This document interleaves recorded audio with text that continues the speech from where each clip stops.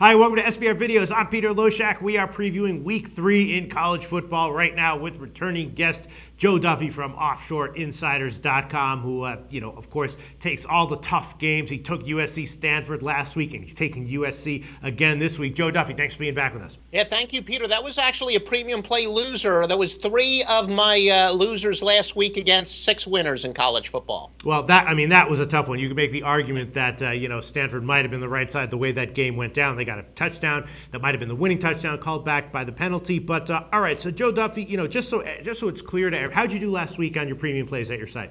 Premium plays, we did win college and NFL combined. And although it wasn't one of our absolute best weeks, when I read in a bunch of the gambling publications that the sportsbooks did well, not too bad, and we're going to have an even better week this week, but we did win, and we're going to win again this week. All right, Joe, well, you tackle the tough ones, and, you're going to take the USC game again this week. And again, USC, they blew out Fresno State in Week 1. Then the Week 2 game against Stanford, tough assignment. They wound up getting the win and cover. They got, a few breaks from Stanford's plays, but they played very strong defense for sure. You have to give USC a lot of credit in that game, even though they did catch a few breaks. And here they're a 17 or 16.5 point road favorite over Boston College. And this line has been going down. It opened at 19.5 when I was researching it last night. It was 17.5. Now it's crossed 17 at a lot of places, 16.5 or 17. And, the Eagles at Boston College, they couldn't stop,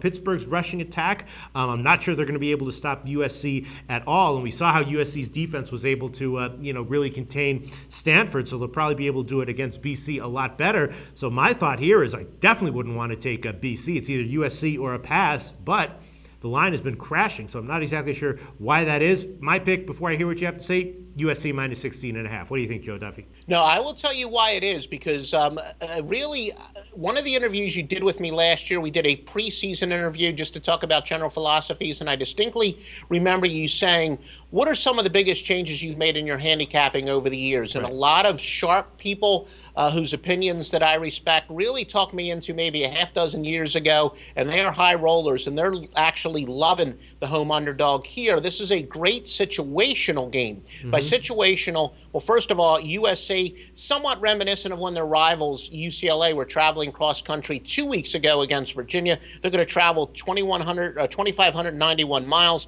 but they are fresh off of that huge upset. So think about that. They beat a big rival. Right. They're now traveling across the country to play in what would be a letdown game.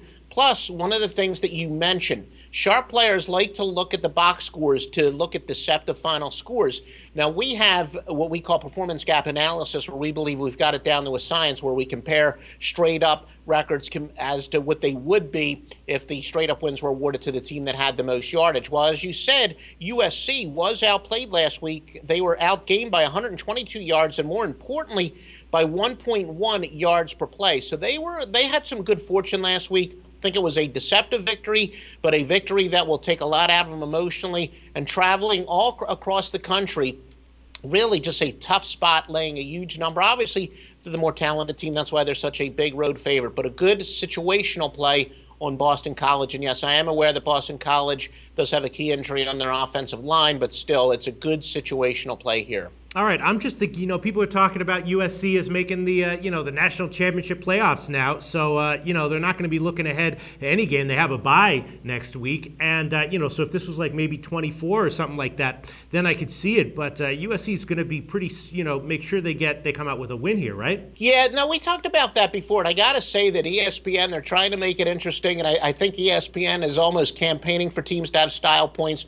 But I can assure you, the Pac-10 champion, if the Pac-10 champion's undefeated, they're going to be one of the Final Four teams. There's no real need for style points here, and a 10-point victory will be more than fine with them. But yeah, I'm just telling you flat out, it's crazy. I even heard them talk about Alabama being the number 4 team. ESPN's doing their projections, like Alabama needs style points. Like Alabama, if they're undefeated, they're going to be in the Final Four. And rest assured, if USC is undefeated, they'll be one of the Final Four teams. Joe Duffy going to take BC plus 17, and that is definitely the way the market has been thinking, at least so far. Thanks so much, Joe Duffy. The SBR Network offers free sports picks and game breakdowns. Big money free betting contests year-round. a real-time Vegas-style odds monitoring service, and much more. So come see for yourself.